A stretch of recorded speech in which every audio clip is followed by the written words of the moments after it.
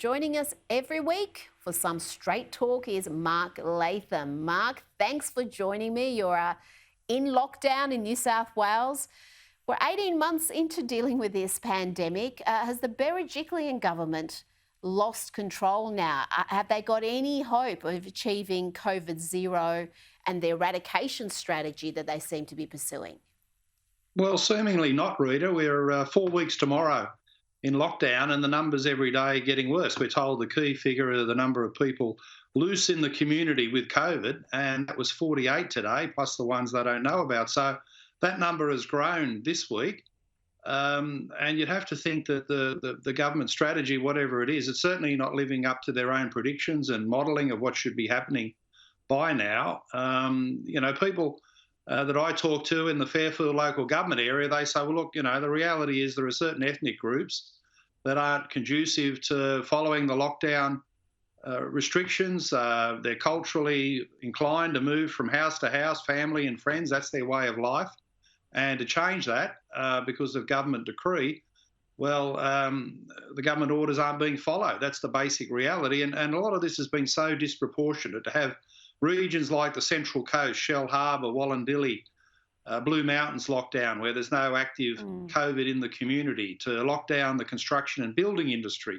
Everyone knows a tradie, or they've got a tradie in the family.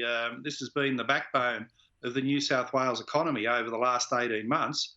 And there's no evidence that tradies working outdoors are going to get COVID. So, this is disproportionate, it's not working, and there's a growing sense of crisis. Well, how long is she going to pursue this strategy if the numbers aren't doing what they expect? Are they still going to aim for eradication? How much longer is it? Will they, after 4 weeks more, say, OK, we need a plan B? Is there a plan B at this point? Well, the plan B is patience. That's what the Premier says every day at this Groundhog Day press conference appearance that she makes. And otherwise, false optimism. 2 days ago, she was talking about green shoots. Well, the green shoots have withered on the vine pretty quickly. The situation's getting worse. Notionally, the lockdown is supposed to finish in 8 days' time at the end of next week. I'm hoping at that point they will release construction and building back into the economy. It's doing huge damage financially, loss of jobs, loss of business capacity. And to take these LGAs, take the LGAs that have got no COVID in them and give them their freedom back. Absolutely, and open the schools. Kids are safe in schools. That has been the medical advice from the start. They have been very clear that schools are safe, and yet we inflict this on children. Now, the Prime Minister today apologised for Australia's vaccine rollout. Do you think that was a smart move? Well, it hasn't gone to plan. There was certainly earlier this year, Rita, a sense of complacency that, COVID, that was a 2020 thing. And no one was thinking about the urgency of the vaccination program because most people had their freedom moving around in a normal social and economic setting. But it's really come with a rush now. And you'd have to say, from Scott Morrison's perspective, he bet on red, AstraZeneca, and it came up black. You needed to be on Pfizer because there is significant community resistance to AstraZeneca. 2 more deaths reported just today in the TGA report. That's 6 in total. 87 blood clot episodes. I mean, whether you think this is an overreaction or not, it is the public reaction to AstraZeneca.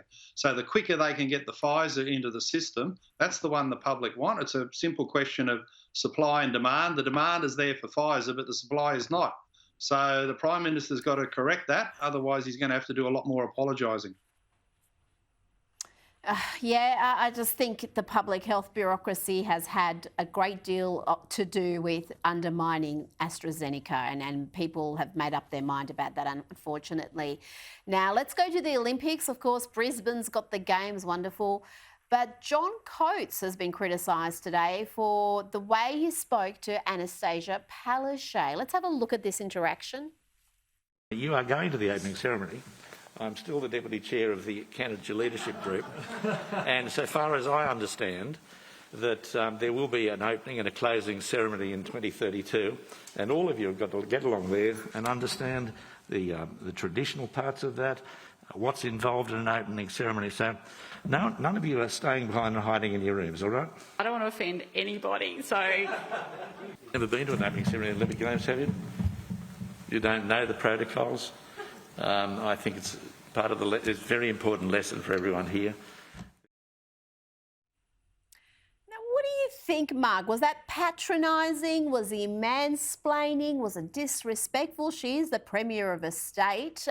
How did you see that? Because it's upset a lot of people. Well, Rita, there's a couple of things there. I suppose the first is the dreadful presence of the mask. It seemed quite likely that was all in good humour.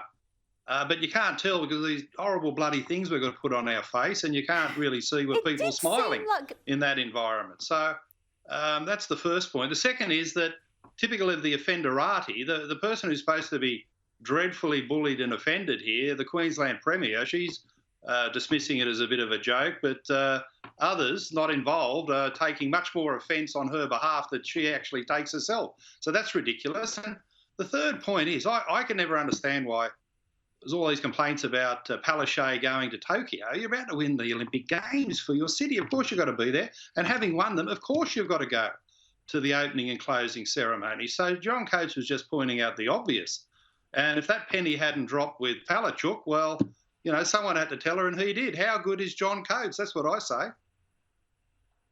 Oh, Mark Latham, thank you for joining us tonight. You've always got a unique perspective.